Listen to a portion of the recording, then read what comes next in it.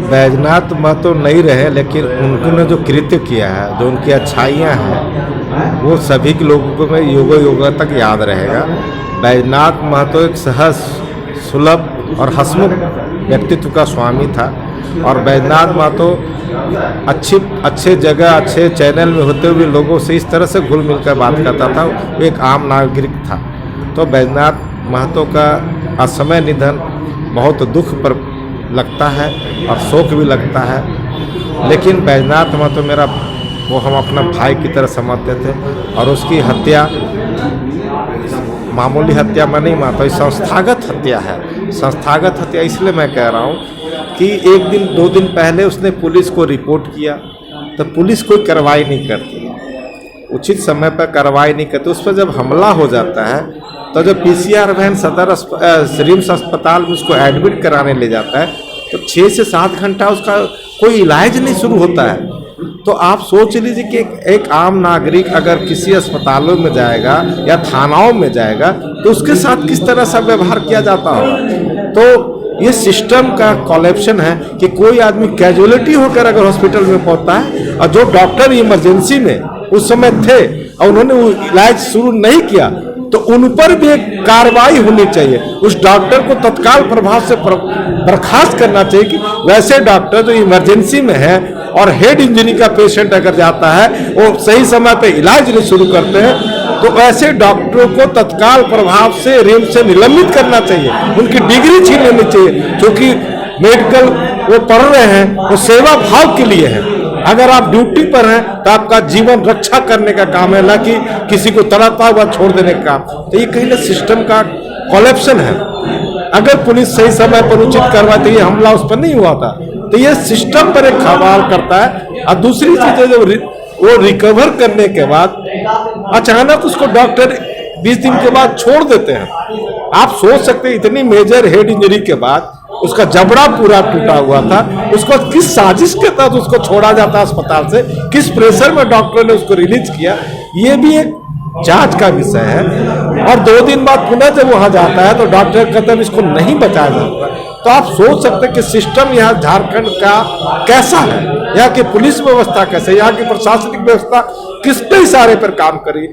आज तो यहाँ बैजनाथ महतो जी के श्रद्धांजलि सभा में हम लोग सब आए हुए हैं। निश्चित रूप से जिस तरह की घटना घटी वो बड़ा चिंतनीय है, प्रशासन के लिए भी, आम जनता के लिए भी, कि हॉस्पिटल में जाने के बाद उसको तत्काल इलाज नहीं कराना।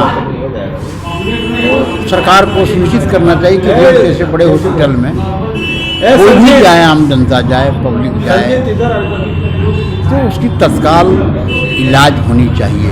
आज हम बहुत छोटा भाई, हम श्रद्धांजलि अर्पित करते हैं अपने ओर से, राजद की ओर से, और आग्रह भी करते हैं सरकार से कि इस तरह की घटना की पुनरावृत्ति नहीं हो, इस पर पहल करनी चाहिए सरकार को। रिम्स प्रबंधन को हिदायत करना चाहिए, या कोई भी हॉस्पिटल को सरकार को हिदायत देना चाहिए कि कोई भी जाए, उनके साथ कहीं जाए, हॉस्पिटल में जाए, उसकी तत्काल सेवा, स्वास्थ्य सेवा, इलाज की शुरुआत किया जाए। साथ ही एक बात है कि आज जो पत्रकारिता है, ये हम लोग सब बोलते हैं कि चौथा स्तंभ है, लोकतंत्र का चौथा स्तंभ है। तो पहले हम लोगों ने देखा कि 70 के दशक में, 80 के दशक में, जब कभी भी पत्रकार पर या अखबार पर कोई हमला करता था तो पूरा समाज उद्वेलित हो जाता था, पूरी राजनीतिक पार्टी आंदोलन पर उतर जाते थे कि लोकतंत्र के चौथे स्तंभ पर हमला हो रहा है। लेकिन आज ऐसा नहीं हो रहा है।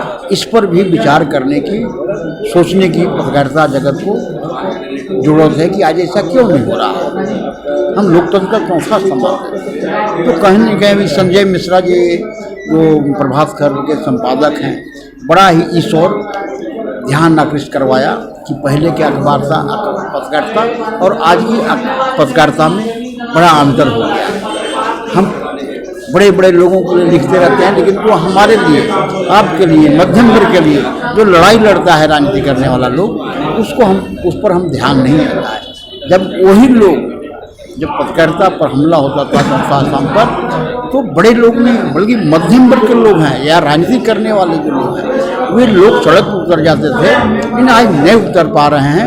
संजय मिश्रा जी प्रभात खबर के संपादक ने बड़ा ही बढ़िया ढंग से इस बात को रखा और इस पर उनको विचार करना चाहिए, लोगों को, पत्रकारिता जगत को भी और आम जनता को। एक बार फिर हम व्यक्तिगत मेरा बहुत नुकसान है बैजनाथ महतो का, हमसे बराबर लड़ता था, अब पूछता था हमारे नेता के बारे में, लालू जी के बारे में, रमन जी के बारे में। हम लोग कभी लगता ही नहीं था कि पत्रकार है और जर्नलिस्ट है, फोटोग्राफर है, सब फोटोग्राफर आज हमारे बीच नहीं है।